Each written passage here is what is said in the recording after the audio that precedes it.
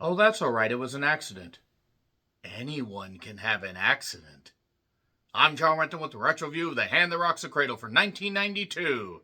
Directed by Curtis Hanson, who did The Silent Partner, Bad Influence, The River Wild, L.A. Confidential that got Kim Basinger, yes, I know it's Basinger, work with me here, Oscar, love and everything, and then her career went totally downhill.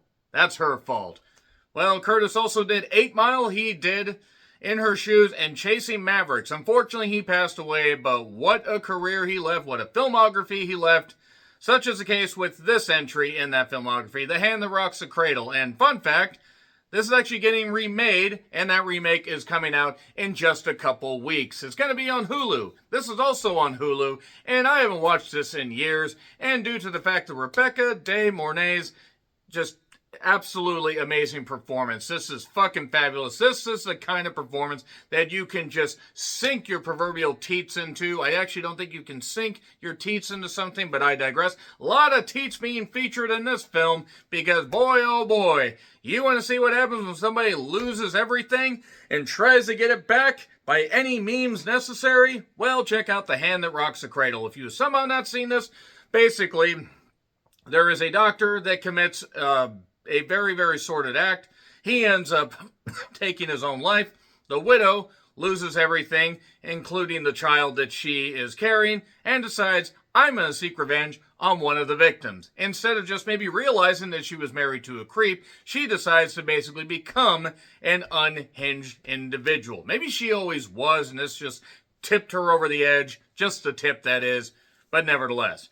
So this was written by Amanda Silver, who did Eye for an Eye, Sally Field, and Kiefer Sutherland in the lead roles. I know his name is Kiefer. Work with me here. And Sally Field trying to be a bit of a badass at that point. Years after, you like me. You really like me. I mean, Eye for an Eye was interesting, if not necessarily great. And then we got The Relic. Speaking of not great, I remember reading the book, and the book was a lot better. And the book wasn't even actually all that good, all things considered. She also did Rise and Dawn of the Planet of the Apes and Jurassic World, so her best work came before the aforementioned Relic. So, Annabelle Scoria, however you say that, she was in Blue Bloods and a few other television shows. She plays Claire Bartell. Not a Bartell Drugs, because there's only one L in this. If you don't know what Bartell Drugs is, you are not a Seattleite or a Washingtonian. And yeah, this takes place in Seattle. And I had a hard time believing that this was Seattle because you actually could see the roads not filled with fucking traffic like mad. I live about 30 to 35 miles from Seattle, by the way, just in case you're wondering why I'm fucking saying that, just in case you're new to the channel. But Claire has her husband Michael, played by Matt McCoy. Fun fact, Kevin Spacey was actually considered for that role. And given what we know about Kevin Spacey now, boy oh boy, given some of the stuff that one other character was accused of in this, fun fact, you will be able to see a retro review of 7 in just a little bit, speaking of unhinged Kevin Spacey. But they have a daughter, Emma, played by Madeline Zima. This is her acting debut, evidently. She has done other stuff, but seemingly primarily has just gone to smaller projects. And also, Peyton, played by Rebecca De Mornay. Tremendous, magnificent. Ernie Hudson plays Solomon Grande. Nobody gets that. Nobody goddamn gets that reference unless you are a Deep Cut podcast fan. Ernie Hudson, by the way, who will be 80 this year. And you could take a look at that guy, and there's no way that man's 80. No way. He plays a simple-minded individual, shall we say, kind of in the same vein as Lenny of Mice and Men, just without the killing in the barn. And basically, he, does groundwork for them. And then it becomes pretty obvious that Peyton is absolutely off her goddamn rocker. Hence the term, The Hand That Rocks the Cradle. No, I know that's not what it is. And also, Julianne Moore is in this. I would go to war for early 30s Julianne Moore, just like I would go to war for current day Julianne Moore. I love that woman. I don't know why. Because really outside of her roles, she just is so captivating. That's all I gotta say. I'll watch just about anything she's in, even if it's not that good. Like Echo Valley. That's Sydney Sweeney's fault. But nevertheless, this film did cost $11.7 million, which was, decent even for the early 90s. That'd be $27 million today, $7.6 million opening, so pretty solid. And $17.5 million in today's money. $88 million gross, so it was successful. Very successful. $203.2 million in today's money. I do remember even 11 years old seeing ads for this and knowing that my parents wouldn't allow me to see it. I do remember getting it on, I want to say VHS late. Like, I'm talking possibly in 2000 when I had when there was a local video shop that still was open. It was called SNS Video. Or SS Video, not SNS Video. That would make it sound like there was a guard that we shouldn't interact with. But, yeah, Kevin Spacey thankfully did not get the role. Matt McCoy is fine in this. Really, I just like the fact that Rebecca is so tremendous as Peyton. And yes, you could argue that the couple is monumentally stupid.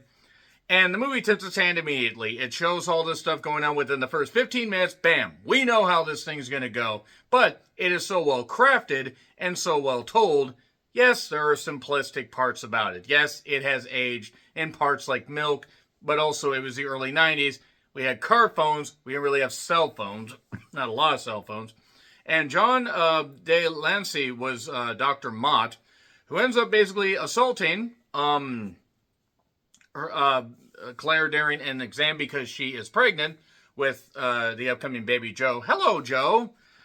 And Claire also has asthma. Whenever she has panic attacks, she gets asthma. I used to have asthma, by the way, until I got in a band, and it increased, at least helped my lung capacity. You know, sometimes I wonder if I should be on that shit again, given the fact that after getting sick, a few times and having some issues. Nevertheless, I know how asthma is, and asthma fucking sucks. I actually was on an inhaler at this point in 92.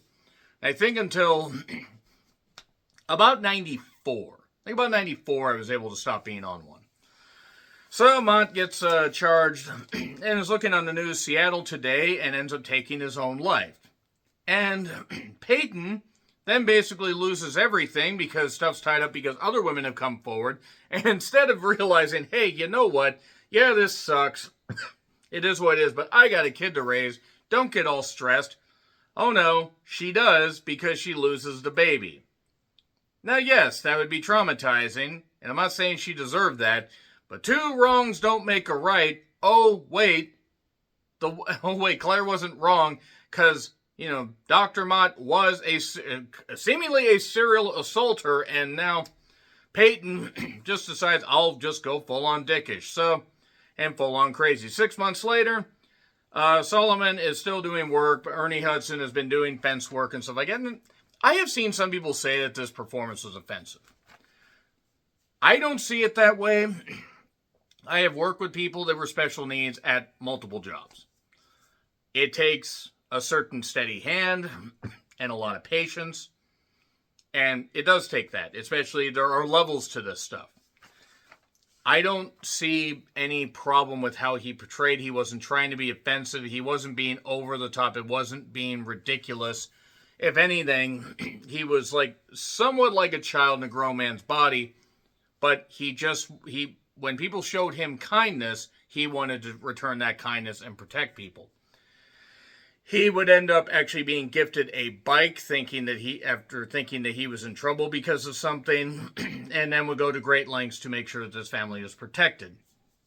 Michael suggests hiring a nanny because everybody is doing, their own work, and really Rebecca's performance is the highlight. I'm not saying there aren't other great performances in this. I'm not saying that I wouldn't just go to the ends of the fucking earth for Julianne Moore. Shut up. Maybe I'll tell her one day. I won't, because she's a nice woman, and it's just about the actress and everything. But Peyton is 1,000% insane, but is in the best possible way. The little things that are being sprinkled throughout, like, oh, little Joe almost choked on something, or oh, don't worry, I'll clean this up and this and that and everything, and then little stuff keeps going awry, just enough to steer him towards realizing that Peyton is the one that needs to stay there. And she even kind of, gets to where she's nursing Joe because she was, pregnant recently, and I guess that's something that sticks around in women for a while. And there is stuff about a red dress that, could factor in. Like, all that crazy stuff, single white female stuff. Early 30s Julianne Moore, yes, please, more of that. She was always captivating looking. And it turns out that her character Marlene and Mike and basically and the husband Michael, that's what I'm trying to say. Sorry, characters are blending together a little bit for me. They used to actually be together years ago, and finding out that information, Peyton's able to just sprinkle and plant little seeds and everything. And these seeds are being planted and growing and everything. And she wants a seed planted in her, I'm sure. And basically Marlene ends up saying on a dinner date, a double dinner date, because she's got a husband, a hand that rocks the cradles, a hand that controls the world. And Peyton basically finds out about Emma being bullied by a guy named Ross, or a boy named Ross. And basically finds out about him, takes him to the side of these steps and holds his arm and basically says, "You're going to leave her alone or I'm going to rip your fucking head off." Break his arm, rip his fucking head off, whatever. Okay. That's one way to get a bully to leave you alone. And then Claire basically, she's at a greenhouse, working there, volunteering there, and I assume being compensated one way or another, but, she's got the kids, she's got that kind of stuff, hence why the nanny's there. They're building a greenhouse on the property, and she is basically nursing Joe at one point when Ernie Hudson's character, Solomon Grundy, climbs up there and sees them. And she kind of confronts him and everything, this kind of stuff. They're going to believe my story more than they would yours. He says, "I won't let you hurt them." Michael gives him a new bike. Peyton plans stuff basically that shows that Solomon is guilty of touching Emma, or creep towards Emma, even though he's not. And putting a pair of her underwear essentially in his tools. I mean, I was trying to find the proper way to word that without just having my skin crawl, that you would have to think that way to cause it. Whatever, it's fine. But then then Emma's talking to Peyton. She likes Solomon. Solomon was a nice guy. And then what if something happens to Mommy and says, "If anything happens to Mommy, I'll take care of all of you." She literally will take care of all of you. Probably in ways you don't want. But Julian, her in that black dress, good Lord. Peyton has Joe all controlled. When he's with Claire, it doesn't go well. He cries. When he's around Marlene, he cries. When he's with Peyton, he's literally in his infancy. Doesn't know any better.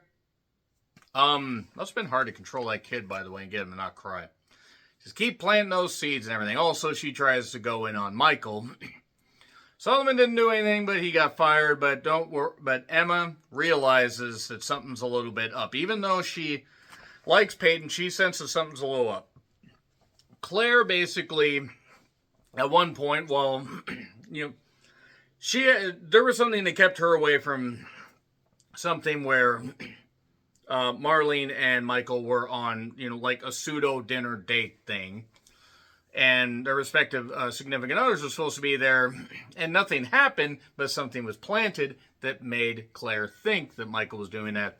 Is that, "You're fucking Marlene again, aren't you?" "What? No, I'm not." And he's like, "People are here." "What do you mean?" "There's a surprise party, you bitch." And Marlene's standing there front and center. "I'll comfort you, Julianne." Anyway, she tries to apologize. They're still happy together, by the way, but, Marlene, I think, realizes water under the bridge and is doing investigating and finds out something a little bit earlier when when the kid was crying. There's stuff about wind chimes and everything. What's this awful noise? She realizes early on, what the hell? Wind chimes. Then she's looking at old property because she's a realtor, finds out the old Mott house and finds wind chimes. The exact same wind chimes. So she essentially is going to confront her about it. Now, in the interim, while she is trying to contact Claire, but then also gets to the house, Peyton has opened up the greenhouse roof, which can slam down everything since it's glass. and you walk on broken glass, and Annie Lennox warned you not to do that, but you don't listen? You should have. Solomon then realizes that something is really wrong and tries to warn. It's kind of like he's the guy from The Shining. I forgot his name. I forgot the guy's name. I feel really, really bad. The character's name, that is. But,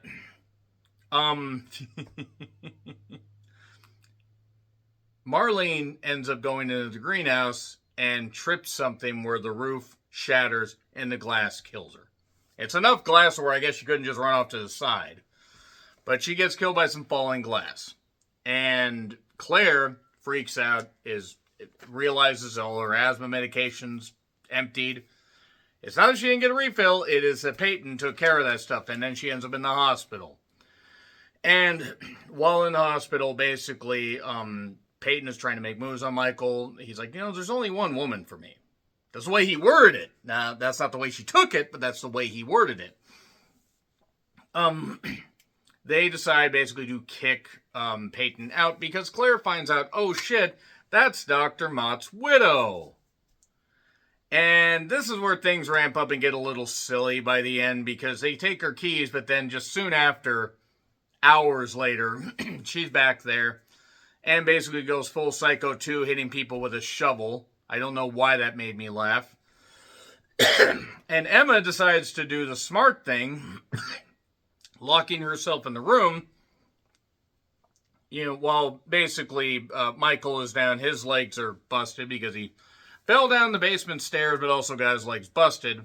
And then Claire is trying to fight off Peyton, but Peyton takes her out. And then Emma, gets confronted by Peyton and basically says, she's like, well, I'll take you away, but where's Joe? He's in there. And then she said, you're not my mom. He shuts the door. And mind you, she has a weapon, so she gets out pretty easily. But oh shit, Emma's really goddamn smart. And Peyton hears a kid crying and goes in the room and the baby monitor's there. And that kid is the smartest goddamn character in this whole fucking movie. I mean, nothing against Solomon, but, with the way they put Solomon's character there, and he wasn't necessarily in the film until really the conclusion here. Like, he was out for about half the movie. Emma's the goddamn smartest one here. And then up in the goddamn attic, suddenly, here's Solomon. He puts Emma just out the window on a sturdy part of the roof. Don't move. He's protecting Joe. And Claire confronts her, has a knife. That knife quickly gets knocked out of her hand because she's an idiot. Just unhinged stuff from Rebecca here. And basically she hits Solomon a couple times. And Claire, motherly instincts, don't hurt my baby, shoves her out the window. She falls down the roof, falls on the goddamn fence, and is dead. Is totally dead. And that's it. That is literally it. Then the credits start rolling. I mean, the credits start rolling right after Joe says, I wanted to protect the kid. Come on, Joe, handle the baby. We got to go down and get my husband. Wait, I can hold the kid? You're not mad? No. Because, again, simple mind. He's not being rude. And there we are. Because that harkens back to something where Claire was worried because Solomon was like picking up the kid, not trying to be mean, just trying to calm him down. And before all this stuff happened, and then nice wrap around a little bit there. So yeah, that was The Hand That Rocks the Cradle. That's a lot of fun. I don't think the remake necessarily will be because Michael Monroe is in it. That being said, a lot of fun. Rebecca De Mornay, however you say it, tremendous. So, agree, disagree, what I said, like, share, subscribe, Twitter, Letterboxd, Blue Sky handles in the description. I'm John Retland, and until we have an accident, and everyone has an accident again, happy trails to you.